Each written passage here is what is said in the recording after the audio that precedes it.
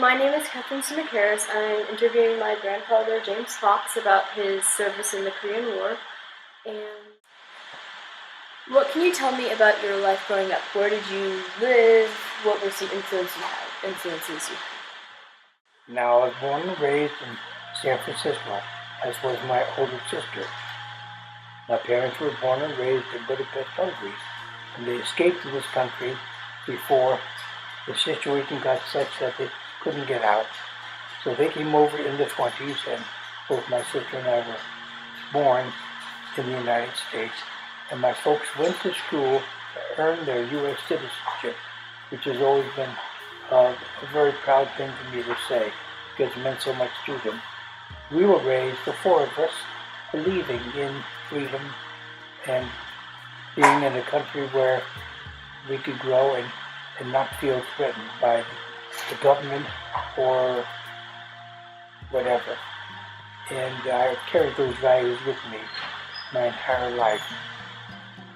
I finished my first stint in college. I graduated from high school in 1947. I immediately went into college, the University of California, Berkeley. I think I was 17. And then I finished up in 1951 with a bachelor's degree in psychology. When did you decide you wanted to join the military, and what influenced your decision? I knew I wanted to enter the military during World War II, but I was too young to go in.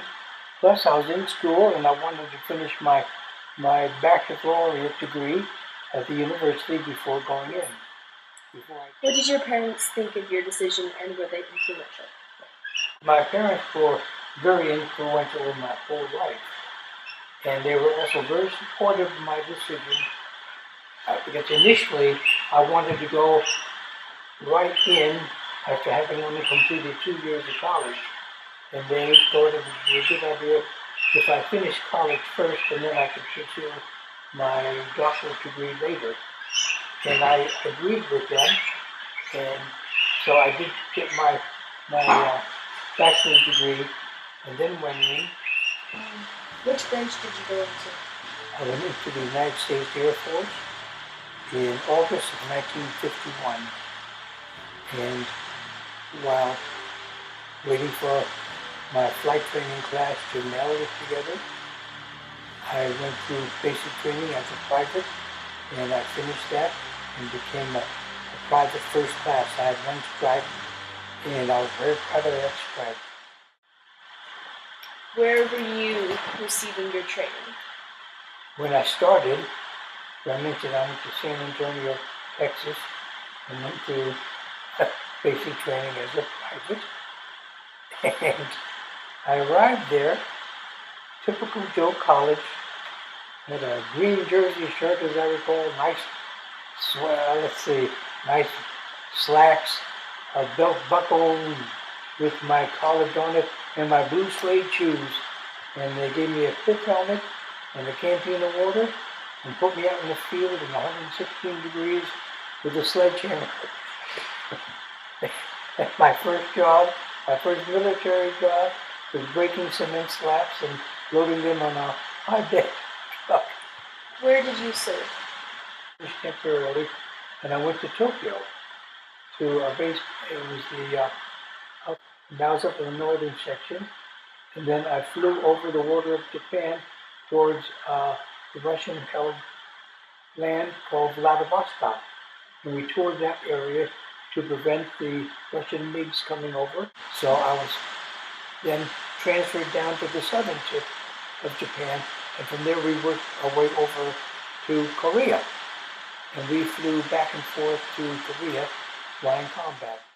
Are there any particular experiences or memories that you would like to share? You'd like me to put it in? It's so cute. My first liberty, going through basic training. You know, we were just jammed together, 80 of us, jammed together. And I finally got that first 8-hour pass, and I went to town. I bought a newspaper, I went in the local hotel, went in the men's room, got in the bathroom, closed the door, my first bit of privacy, And I took my newspaper in there and read my newspaper. Now we were taught, if we saw the spread eagle on the hat, we'd have a salute. That was an officer. And boy, we were afraid of officers. So we always tried to walk across the street, whatever, to avoid officers and having to salute. So there I was downtown by myself. I've been reading the newspaper. I came out and I was walking on the sidewalk, and here is this man, and I saw that hat, the spread eagle. I didn't recognize his uniform, but I saw him there, and he looked at me, and I gave him the biggest salute, and he came over and put his arms around me and said, "That's okay, son. I'm just a policeman directing traffic." Did you ever have to emergency parachute out of your plane? Yes. What was it like? Scary. The plane was hit, and normally, in a jet fighter, you got 30 to 45 seconds to do corrective vacuum before it blows up. And so I did what I could and couldn't correct it, so out I went. Were you ever injured? Yes. Not severely. I was able to survive. What kind of injuries? Flying, flak, shrapnel. Typical stuff, because I spent the majority of my life in the air. I guess I can mention I was part of a intelligence operation that sometimes included flying in difficult areas, and of course there were injuries occurred during that on the ground, but again I was fortunate to live. That's all I can reveal about that. When did you leave the military?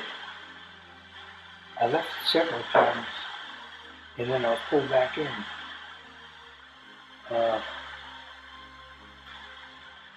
When I rotated back, of course I'd asked for the West Coast so I could be close to my parents. I wasn't married at the time, and the Air Force had so much money invested in me in training, in combat, that instead of the West Coast, they sent me to Valdosta, Georgia, at a base called Moody Air Force Base, and my job was training newcomers in combat techniques. And I was there for a while, and then I decided to leave the military, and then I got out, and they pulled me back in and sent me down to the Mojave Desert where I did some testing with the latest jet fighters coming off the